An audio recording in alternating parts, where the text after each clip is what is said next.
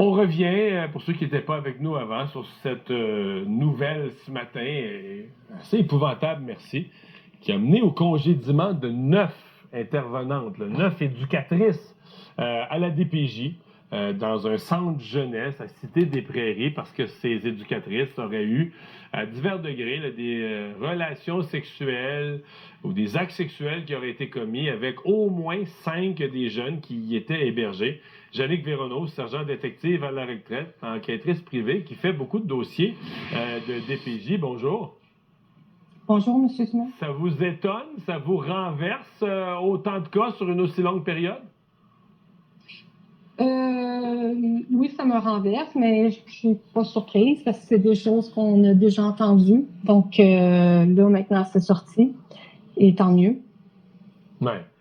Est-ce que vous avez l'impression, à première vue, que les autorités, là, les gens du centre jeunesse, les gestionnaires ont pris les décisions assez vite, ont lancé les enquêtes de façon assez efficace?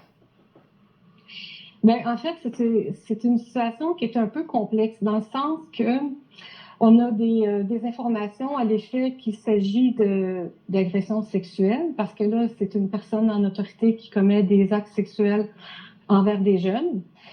Et on décide de vouloir régler ça à l'interne. Je comprends qu'on prend une équipe d'enquêteurs externes, mais c'est comme si on veut laver notre linge sale à l'interne.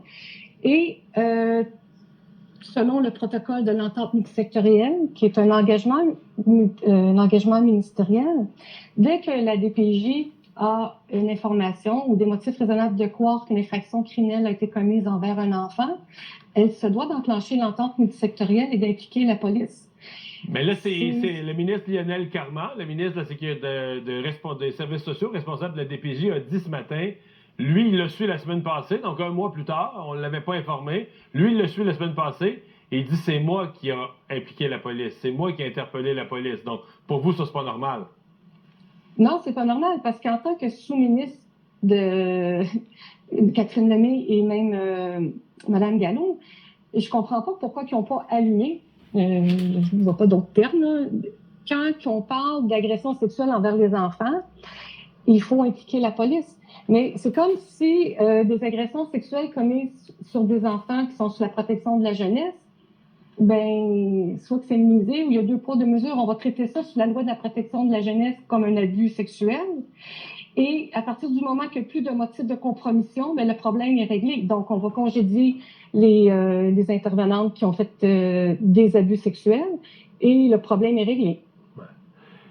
Et le fait que, bon, d'abord, le fait qu'il y en ait 9, le fait qu'il y ait on dit un agent de sécurité ou un agent d'intervention dont on dit qu'il aurait été complice là, pour faire son tour de garde, là, mais minuter son tour de garde pour pas passer dans le corridor qu'il faut pas pendant les ébats sexuels, là.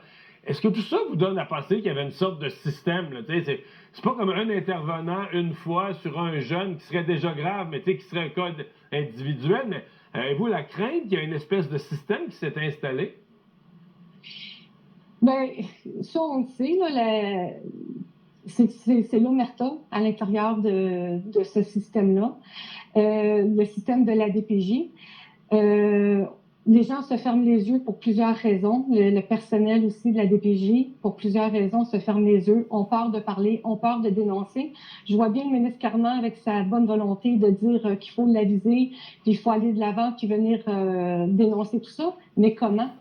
Moi, je pose la question au ministre Carman, comment? Qu'est-ce qui est mis en place pour que des gens de l'interne puissent dénoncer qu'est-ce qui se passe à l'intérieur?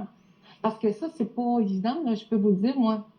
Je peux vous le dire, c'est pas évident pour les intervenants de vouloir dénoncer qu'est-ce qui se passe à l'interne. Il y a beaucoup de représailles, il y a une pression, c'est l'omerta, là.